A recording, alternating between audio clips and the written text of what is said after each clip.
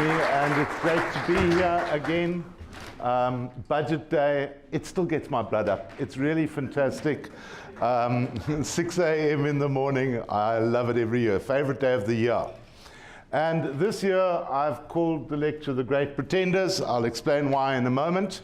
Please, these are my views and that of my dog. We sit down at Kenton and have our own Davis Tax Committee meeting every night and try and work out what's going on. And this year, our thoughts went back to Madiba, because I've been doing this lecture for as long as Madiba was incarcerated, 27 years. And, you know, Anthony's very generous about what he says, but my lecturing career started with a bottle of whiskey around the boardroom table at BDO 27 years ago, when we tried to put meaning to a budget in a way that people can understand it. And then the Rhodes Business School in Grahamstown, they have allowed me to continue and give me the flexibility to carry on with this project, meeting a lot of people and seeing a lot of things. Well, a year ago, just 1 year ago, we were expecting some fun back in the White House. You would have bet on it. And it didn't happen. In last year's budget speech, we were saying the world is changing. We are not only looking at efficiencies, we are bringing the social spectrum into our lives. We're starting to measure it off and put it into a four-way axis and get very clever. And a year ago, we were predicting that the bully boys would not make it, and that we were moving into kinder times where the likes of Piketty would prevail, Bernie Sanders maybe, or even a Clinton. Nothing of it happened. Now Gordon's budget is actually transformed into an absolute nightmare. Not only is there the never-ending question of the rating agencies and our percentage of borrowing to GDP. And will they downgrade us or won't they downgrade us? And we live and march to the drum of the rating agencies, which I find strange, because one of the biggest things about South Africa is that we don't owe the world that much. Only 36% of our borrowings are international. The rest are pension funds, insurers, and financial institutions, which are of the best quality in the world. So I don't particularly take to being bullied too much by the rating agencies. But in June last year, it all changed. One man with a hairstyle and a bus changed the world. And suddenly the Eton boys, who were looking so great a year ago, were gone overnight. Replaced by a new look. No, not her. Her. In fact, when I saw the husband, I thought, is that Woody Allen? It does look a little bit changed. And then, of course, it all followed on from there to nobody ever thought that that would happen. And there was a call the other day to Pretoria. Let's build a wall between here and Zimbabwe, and we'll get them to pay for it. That's not the sort of talk that we have in Africa. And this is before we start talking about the never-ending SARS wars saga and the whole unhappiness that goes there. If I could have just known when that policeman is going to arrive with the summons, I could take out derivatives that could get me to retire in an afternoon. They're still around. The Saxonville Tribune is still open. And he's not the most popular guy with the president, and who knows where that is going into the next order. That's before we get to the Sona addresses. All we learned from the Sona address this year is that Floyd Shivambu has a fantastic left hook, but that was about it. So when you try and explain this to people, I've never been a family man. My daughter jokes with me and said, Dad, I can't blame you because you were never even there. So when it gets quite confusing when you get to having grandchildren. And you know, last Christmas I was trying to explain the physical properties of beer bottles, but it didn't work. And then you start thinking, as Prof Gordon is thinking, how do we explain this to the youth? In this afternoon's budget, Gordon read a letter. Let's teach tax at school. What a brilliant idea. And hell, I'd love to do it. I'm open for business on that one. So here's my story. I call it The Great Pretenders, because I've been doing this lecture for almost going back to when Freddie Mercury died. the great pretender of all time, 1991. And at the time when Mercury died, they didn't do much of an expose on it because of, we just didn't talk about those things there. But along with the 25th anniversary of his death came some internet movies and documentaries which show the true horror of one AIDS death of a privileged person. And we must take that and say, well, what's happening in South Africa? Well, we look at economic growth rates over the budget, and we get that same dull graph for years. What does it mean? Introduce Piketty. And what he's saying is 1% growth rate's okay, so long as that's 1% real growth rate above the population growth rate. And so if we get clever, we say, but the South African population growth rate is increasing faster than the National Development Plan ever said it would. We're already at 56 million. That's almost the level where Trevor Manuel said it would all level off. By 2030, there will be 6 million more South Africans than even the National Development Plan caters for. So we graphed that, and we said, what is your growth rate versus your population trajectory? And we see in the glory days of Mbeki and Manuel up here, we see the growth rate way ahead of the population trajectory. And they basked in their glory. Remember Manuel. But if they did look forward, they saw fuck all. They did not see what the crisis would do to that, and that we would have a position that the population growth and the economic growth would marry and go nowhere. If we take that forward, we start asking some questions. And we say, there is the national debt going upwards, ever upwards since 2009. Now force that onto the same axes as well. And we see that in the Mbeki era, back here, we had growth above population growth rate, we had debt reducing, we had the chance to stimulate the economy to provide for rainy days. We didn't. And the national debt trajectory overtook everything else, and since 2014 is all we have been concentrating on doing is bringing the national debt trajectory down. Nothing else. Meanwhile, the World Bank goes and talks to Parliament just last week on the 15th of February, and they say, we are concerned to achieve the ideals of the NDP. We are saying you needed 600,000 new jobs every year. That's basically one per matric student. And you're only making 250,000 jobs on average since 2012. So we have a disaster in the employment rates, especially for semi-skilled young people and women. And they say, what are you doing about that? It's not enough. Now add in the HIV pandemic. You know, we all came down here today to hear about sugar tax. 1 billion rand in the context of 1.4 trillion. Meanwhile, everybody says AIDS is okay, you know. 2006 it peaked off, 48% of deaths in South Africa were AIDS related. Today it's under 30. But that's still not addressing the issue. There are still 330,000 infections a year. And our HIV population has grown to 7 million. Freddie Mercury was one AIDS death. That is happening 150,000 times a year to the poorest of South Africans. We haven't addressed it, and the stockpile of people that we have to treat is continuing to rise. So there you see your new state policy from the 1st of September 2016. All HIV positive children, adolescents, adults, regardless of CD4 count, are entitled now to treatment. But from what I see, they don't all get it, but you are entitled to it. The question then comes, who's going to pay for it? And that stock is growing and growing while people talk about sugar tax and 1 billion rand and how many cool drinks your kids drink. You know, how Banting has overtaken HIV is beyond me, but it's even happening in Parliament. The next issue that comes up before you can evaluate the budget is the question of inequality. And you can see a lot of this budget is trying to play to the inequality game. Again, this is Piketty himself. He is talking about the top 1% and how they are getting wealthier and wealthier. He's not the only one talking about it. You see Richard Quest on CNN.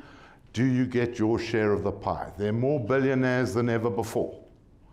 Piketty is playing to that, and he is saying that this is by no means an accident. It is a product of patrimonial capitalism. Lovely big words for an economist. But we are seeing levels of inequality that last existed in the 19th century. He's saying that's by no means an accident, and we should be doing something about it. Because what Piketty is saying, I won't read it all to you, is that the rich, their capital grows faster than the growth of the economy. And therefore, they will always be ahead, and that there should be some form of intervention. Now, Piketty proposes an international death tax or wealth tax. We haven't gone that way at all yet. What you have to do, though, is go back and understand who are the top 1%. And there's quite a lot of research on this, brilliant papers, but they're quite old now, 2007, Alvarado and Atkinson. Now, Atkinson is a brilliant British economist, rather was, he died in December. And a lot of the work that Piketty uses on South Africa comes from Alvarado and Atkinson. And what they found in 2007 was that the top 10% of South Africa earnings were earning over about 80,000 a year. That's 150,000 Rand today. The bottom rung of the tax table. And the top 1%, this growing lot where the inequality is growing, is those who are greater than 600,000 a year, more or less. So you need to explain this to Minister Nzimande, because he doesn't know whether the 600,000 that he refers to in the context of fees must fall is pre or post-tax. That's 600,000 Rand pre-tax. That's where it comes from, Atkinson and Alvarado. And add to that the work that is only coming to the fore now. This work of Orthofer is very exciting because it tells us a little bit about our country. It is telling us that if you measure our Gini coefficient, you can measure it in various ways. If you take into account all the grants and everything else, our Gini coefficient is 0.59, abysmal.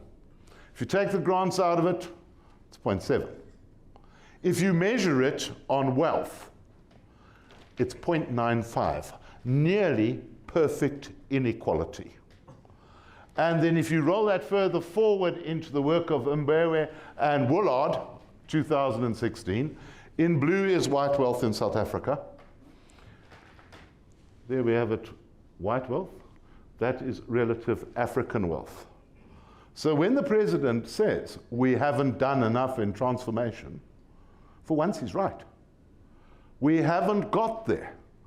And what we find is more than 80% of South Africa only own the clothes on their back, and for that, that is represented by debt to microloaners and clothing accounts. There is no wealth at all. That is the wealth debate. And then you move on to the tax debate and where we are today. The inequality does exist, and they've got to play to that because every politician's walking around with Piketty under his arm. That's how they do exercise. Right. Tax buoyancy now shows us how resilient is our economy to the current trading conditions. And what we see is that for the last few years, it's been okay. But in the last 6 months, it's taken a dive. The real growth in tax collections has taken an absolute smash hit. And we have to play that through into the budget today with the biggest, for me, unanswered question in the budget. All the taxes at this stage, except corporate tax and dividend tax, are under budget for the current fiscal year by 27 billion, according to the budget. And not a lot was made about this, but what is that number going to be? Now, it's still a guess, because 31 March is the close of the financial year, And appropriately enough, on April Fool's Day, we get the final tax collection for the year. And that number is going to be politically very important, because it's not reported by SARS, it's reported by the Reserve Bank. Actual cash banked. Will it be 27 billion short?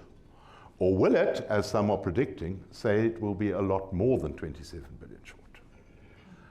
And if you roll that into who will be the Minister of Finance in the future, and more importantly, who will be the Commissioner of the future?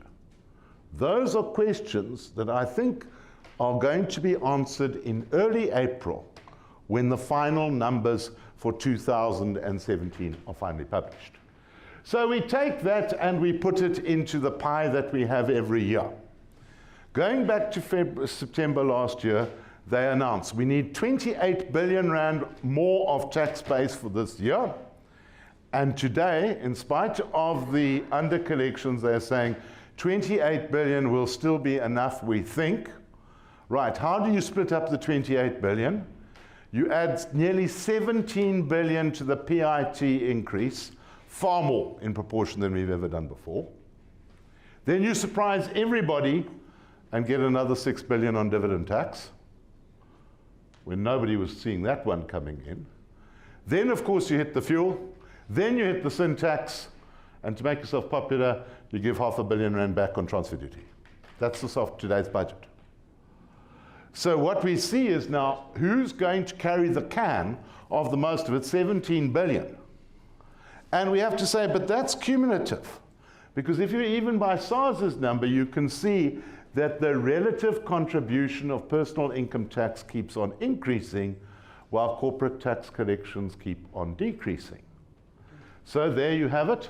5 years ago, we were looking at a PIT contribution of around about 33%, gone up to 36% in 2016, and well over 37%, if not 38%, with the amendments that have come through today, putting more and more load on the individual taxpayer. When we come to the corporates, well, we got a few more, but what do we say? The problem is not the corporate tax rate. According to the World Bank presentations, they say, where's the incentive to do business in South Africa? Where are the tax incentives? So we give away 139 billion of tax incentives a year. We have the personal tax incentives, 50 billion a year. That's get you to buy a retirement annuity, interest abatements and things like that. But the corporate tax incentive package is only 5 billion. Then we carry on and we say, we have to have all the VAT concessions on fuel and the poor, etc. And finally, we have to have the customs and excise exemptions, which, for example, 20 billion of that goes on the mud industry alone. If we blow out the corporate tax incentives, what corporate tax incentives do we have in South Africa? We have the SBC allowance, small business corporations. We looked at that on the Davis Tax Committee. We said it doesn't work. Do something about it. That went past the left ear and hit Jupiter, right? Research and development allowance people have given up on because you can't get the approval of your research and development project. Whoever's sitting on that must have been a dean at some time in a university. And they make everybody jump through hoops all day. The learnership allowance is fading. The UDZ allowances, people are saying, okay, we might use a little bit there, but I mean 115 million. And then we have the youth employment incentive of 2.4 billion rand a year, where the principal claimers are not small business. It's every big business who every time they hire somebody, it's a new job designation so that they can get the 1,000 rand per person ETI incentive. That's all we've got. And the World Bank are picking up on that. They're saying, yeah, okay, you've got your headline tax rate and all the rest of it, but where's the encouragement to do business in South Africa? And so what do we do in return? We say, we'll push up the dividend tax rate. Now, that wasn't what we were expecting today. Everybody was expecting that capital gains tax would increase because we're getting some nice numbers out of capital gains tax. But they played that card last year. And there's not enough in it to make up the difference. So they couldn't play the CGT game again, which they did last year. So you remember, there go the inclusion rates being pushed up last year, and we thought that was frightening and a violation of what we were told in 2001 when inclusion rates, they said, would be low.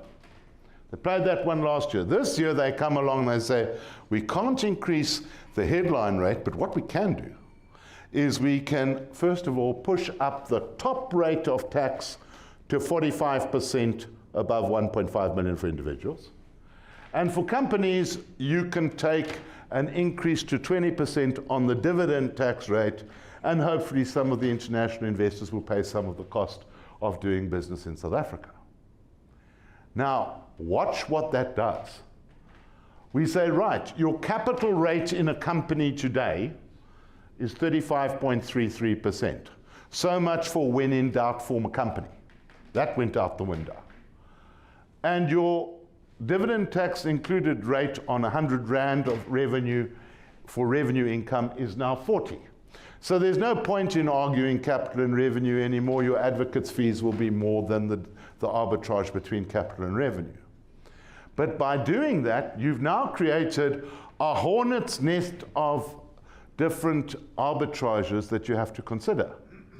Now, people have often said to me, and Matthew, you don't like trusts. And, you know, what's all this stuff on the Davis Committee and everything else? I said, look, it's nothing new.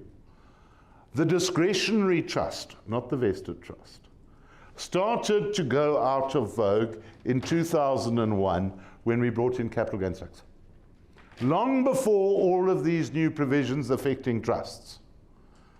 Because today, if you tax a trust, you tax it at 36%. It's the highest capital rate of all. And people come along to the Mount Nelson and say, you know, me and my wife are trustees of the family trust, and we're going to save estate duty. Well, they'll pay a lot more capital gains tax in their lifetime. Oh, they say, we can get around that, you know. We can go and tax the income in the hands of the beneficiaries because they are individuals.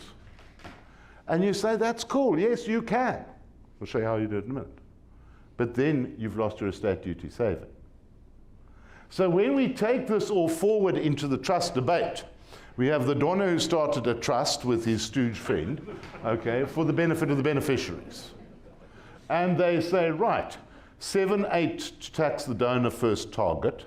Second target is tax the beneficiaries. Third target is tax the trust.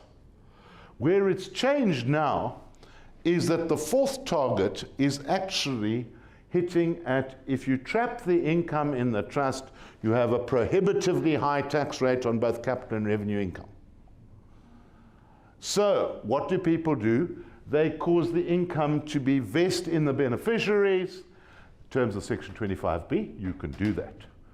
But what you've got to watch out for that is that that means if the beneficiary dies, the value of the trust is included in their estate in terms of Section 3.3 of the Estate Duty Act. You can't have your cake and eat it. To reinforce the taxation of the trusts, they've got this new ridiculous provision, Section 7C. Now, they say the Davis Committee advised that. We didn't. We had a completely different proposal on the table. SARS brought in this deemed donation in terms of Section 7C if the donor makes a loan to the trust. And today that is announced that that will be extended if you make a loan to a company that is owned by a trust, because people have already worked out how to get around Section 7C. But let me tell you about Section C. It doesn't apply at all if you have a vested trust. So there's nothing to stop you having a vested trust. And the vested beneficiaries can be your children or even your grandchildren. 7C doesn't activate. You'll pay the personal tax rates, but you won't get an unlimited and indefinite estate duty rate. That's all it means. So let's talk about something more exciting, personal tax. And that's the big lobotomy for the day. We are now going to go and hit out at the top of the personal tax base, which is the top 1% or so that live in blue up the top there. And what we've got to do is see the different ways that different ministers look at it. So Nene, going back now a couple of years, 2016 tax table, he gave South Africans all a fiscal drag adjustment. He spread it across everybody. As some of the international advisors say, we are being too kind, we must be kind to all taxpayers, not only those at the bottom. Then, oh no, he lasted a day, so he had no bearing on it at all. Get rid of him. Then Gordon comes back and he says, no, my fiscal drag adjustment last year is a lot smaller, 5 billion. And I'm containing it to those below the 600,000 Rand mark. The top 1% don't get it. They sit where they were. There's no change there. Roll it forward to this year, and he says, there is the tiniest of fiscal drag adjustments, only 2 billion Rand this year. And then for those over 1.5 million, not 43, not 42, but 45%. So what's he doing? He's playing to Parliament. He's saying, I'm hammering the wealthy, as Piketty says I should do. So how many is he hammering? So we're saying everybody below 1.5 million, per the SARS table today, will save up to 941 Rand on last year. But that's nominal, please. It doesn't take into account the effects of inflation, bracket creep, and everything else. So you are very lucky if you haven't had a tax increase today, even if you are below 1.5 million. But if you're at 2 million, haul out 20 grand. And there it goes up from there. It's a massive increase. But it mustn't be viewed alone, because you've also got to take with that what's happening in their companies, what's happening in their trusts, and what else is happening to wealthy people around South Africa. So we say, who pays the PIT? And we say, who does this affect? Now, they say there are 13 million taxpayers in South Africa. That's National Treasury's estimate. SARS says there are 18 billion. There's a big conflict on these numbers, but we'll use National Treasury's numbers. Only 7.4 million will pay tax. Of that, 6.3 million taxpayers are below the 500,000, and they will pay 38% of PIT. But if you're over the 500,000 mark, you're in a club of about 1 million people, and you'll pay 62% of the PIT in South Africa. That is a massive number if one considers that PIT is 38% of the total pie. Quite frightening. But more is to come. If you read a little bit broader here, the NHI proposals came out in December. And nobody understands what form of NHI they want. But they put together a model which says, based on 72 billion Rand per annum in 2010 year, we can make NHI work in South Africa. So what tax package would we have to implement to bring in the long-promised NHI? And then you get these absolutely massive proposals on different scenarios, which basically shows that no one tax can pay for NHI, not even VAT. We would have to probably have a combination of a payroll tax, a surcharge on taxable income, and value-added tax if there's to be any concept of ever paying for the South African NHI, which has been promised since 2007.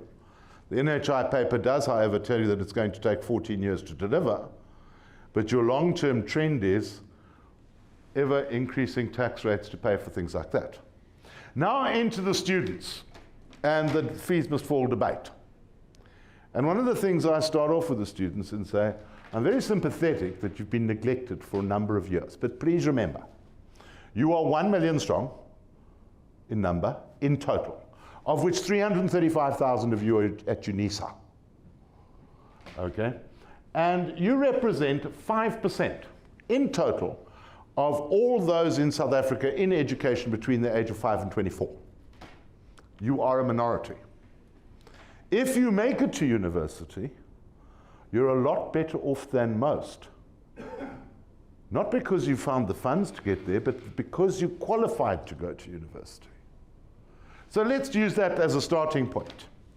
And we'll say, yes, you are right, education is vitally important. We go back to the man Piketty, and he says, there is nothing better than education and technology. Nothing can produce the multipliers that you need more than education.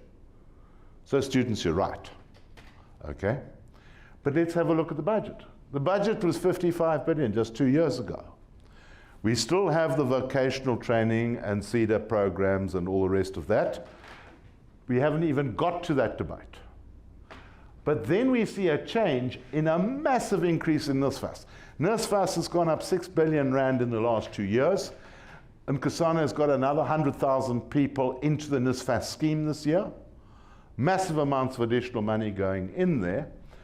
The university subsidies are not the answer, because the research is showing that 57% of the university subsidy goes effectively to the children of the rich. So increasing university subsidies, the same as free for all, is not pro-poor.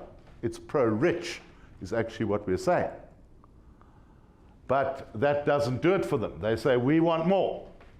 Let's have a look at them in another term. Research coming out of UWC, Cloutier et al. Show your student population looks something like this. All those in yellow didn't get there. Not because they were underfunded. They didn't get university admission in matric. Goodbye. All those in green are at university. This is plotted by income decile. So what we see is that the wealthiest 10%, i.e. those over 150,000 rand per annum, are all of these people here, showing that the rich get their kids to university. UCT up the road is about 28,000 students, 3,000 NSFAS, and about 3,000 below 600,000 rand a year on their parent income. They've got the money to do that. Rhodes is another story, but if we go to historically black universities, everybody is below the 600,000. So what we have to say is, in green are those at university. In red is the missing middle. If you're in the missing middle, what does it mean? It means you've got a job. Otherwise, you'd get the money from NSFAS. Because if your parents are earning below 150,000, go and see Mr. Nkosana. He's got the money for you. 150 to 600,000, we've got a problem. And so what happens, a miracle of all miracles this afternoon, they listen. We get the thing that we need to use the missing middle. Remembering, everybody's got a job. If you've got a job, you're in the field of Section 10(1)(q) of the Income Tax Act. A fringe benefit, when you pay an employee's debt, it's generally a fringe benefit. However, we will exempt all employees. You can always pay for your employees to study further. But then there is the relative of employee clause, which has always been limited because it was always only the director's kids who were destitute and needy enough and bright enough to get a company bursary, right? That always had a control on it. So they used to say, if you earn less than 250,000 rand a year and the university bursary is less than 30,000, then it'll be tax-free. That went up last year, and it went up again today. If your employee earns less than 600,000, and the bursary is less than 60,000, it's a tax-free bursary structured into the employee's package. Now, you've got to go to every HR director in South Africa, and you've got to say, look, leave Nkosana to look after those at below 150,000. We'll get that sorted out, and you see his papers coming through from Cabinet. It's looking great. The job of business in this is to pick up the 9% slack, which is in the top decile, from 90% to 99%. There, your employee is earning less than 600,000 a year. There, you can structure in a bursary of up to 60,000 rand a year and at least pay the fees and get the tax saving on it. And if you want to be really clever, that's NQF level 7 and above. They've also put the bursaries to NQF below 7 up to 20,000, which can include many of the schools that your low-level income workers are trying to send their kids to, which might give them a chance of getting to university. It's a massive benefit. But what's happened with 10.1Q to date is nobody's used it. This must give us the opening for commerce and industry to say, hey, we will take care of the missing middle. Let's look at some other PIT amendments. Okay, you can put an extra 3,000 Rand a year into your tax-free savings. I've never liked them. Your medical rebate went up to buy half of the Viagra tablet a month. Big deal. What's more important is what didn't change. Your retirement fund deductions didn't change. Right, we've got a week to the close of the tax year. And what are we saying? A week before the end of the tax year, most people here were employed last year. And so their further contributions to retirement annuities were wiped out by the NRFI computation, non-retirement funding income. We failed rafts of students with that, but it basically means that if you were employed, you couldn't make much of a supplementary retirement plan contribution tax deductible. This year, NRFI is gone. And your RA contribution is based on 27.5% of taxable income, or 350,000. And it's amazing. I've got 3 financial advisors, and not one of them have phoned me up to say, Matthew, would you like to make an additional RA contribution this year? Because it runs into hundreds of thousands extra.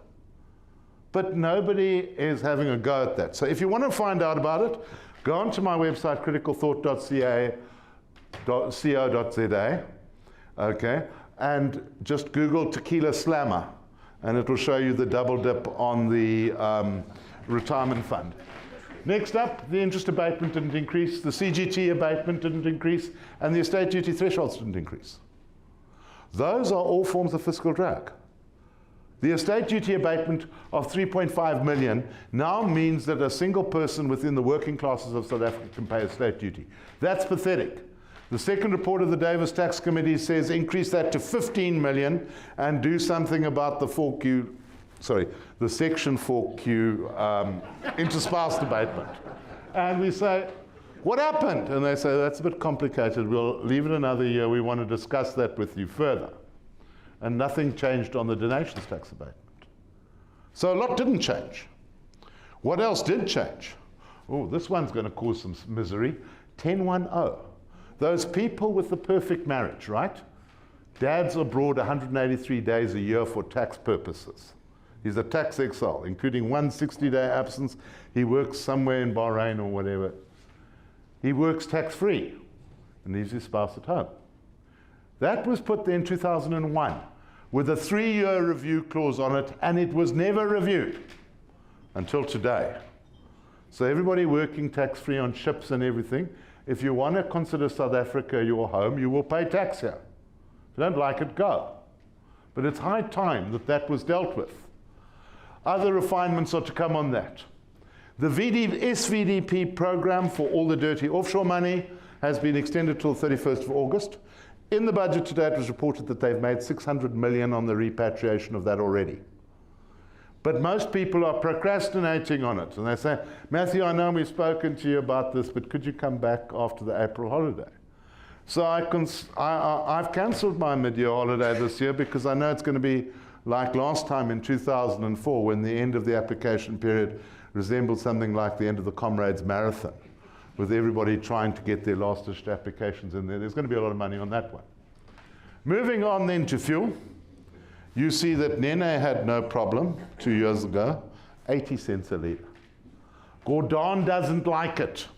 30 cents a litre is as far as he's going to push it, plus 9 cents for the road accident fund. Look what Nene gave the road accident fund.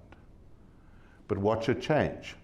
They're now saying we must review zero ratings, and fuel is zero rated. So the forthcoming attraction is whether that zero rating on fuel is removed, because that will hurt like hell. Of course, they're all the wonderful ones on the booze and cigarettes. That's your annual inflation. It happens every year. There's nothing you can do about it. Cheers. We'll see you after the show. To add to that comes our sugar tax, or tax on sugary beverages, they called it this morning, right? Now, they did this successfully in Mexico on a 50% tax take. Will a 20% tax take change behavior in South Africa? No. Absolutely not. Your kids will still shred your pants in the aisle of death as you walk out of Woolworths. Right, that won't happen. Transfer duty, none of this is going to work, but watch what they're doing. Transfer duty is very interesting. It's wealth tax. We don't have wealth taxes in South Africa other than estate duty. Yes, we do. We have one called wealth tax. And Nene put it up. He was first to put it up 2 years ago. And then Gordon did it last year. Now we've got 13% wealth tax on the transfer of a high-end residential property. And everybody's talking about a land tax on residential property. Meekin and all these people. What's that? Of course, today they couldn't take it any further other than to give a little bit more of abatement at the bottom end of the market. But watch the wealthy pay the tax. They're the wealthy in blue up the top there. They were paying 50% of the transfer duty in 2014. By 2015, they're paying 75% of the transfer duty. But the Moody's report says, don't do that. You'll stagnate the residential property market. What do they say? You sell your house and you pay 16% CGT. You buy a new one and you can pay up to 13% transfer duty. Then there's the moving costs and the honey-do list, and you've lost 25% of your equity in changing properties. So if we're going to move towards a land tax in South Africa, surely we've got to say, hang on, the first bit of proceeds, 6 billion of it, has got to sort out this problem, which is what we've done with the transfer duty. It's absolutely terrifying. So there is another case of the wealthy taking it where it hurts. 28 billion rand? Will they get it? Yeah, they probably will. What gets to me is we shouldn't be needing even this. If one looks at it, it's not about the growth rates.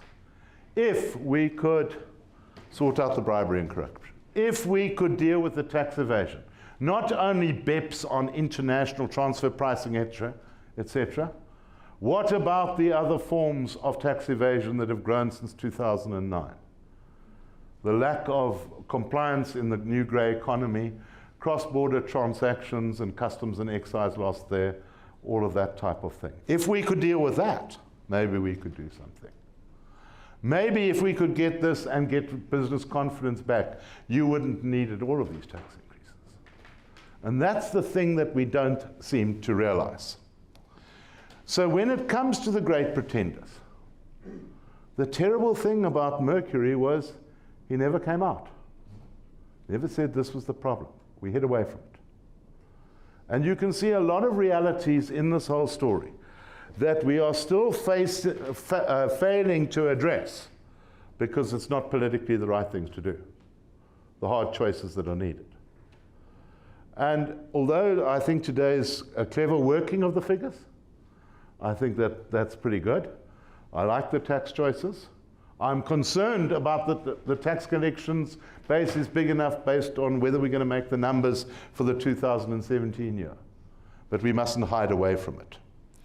So when one talks to younger people today and you look at them and they say, well, they want to drive a tractor, they want to have this, they want to have that. You say, what do you tell them? What you tell them today, I think, is that to make South Africa really free at last, it's going to take a contribution from absolutely everybody. If you want to put it in the words of Kipling, if you can fill the unforgiving minute with 60 seconds worth of distance run, yours is the earth and everything that is in it. And which is more? You'll be a man, my son. Thank you.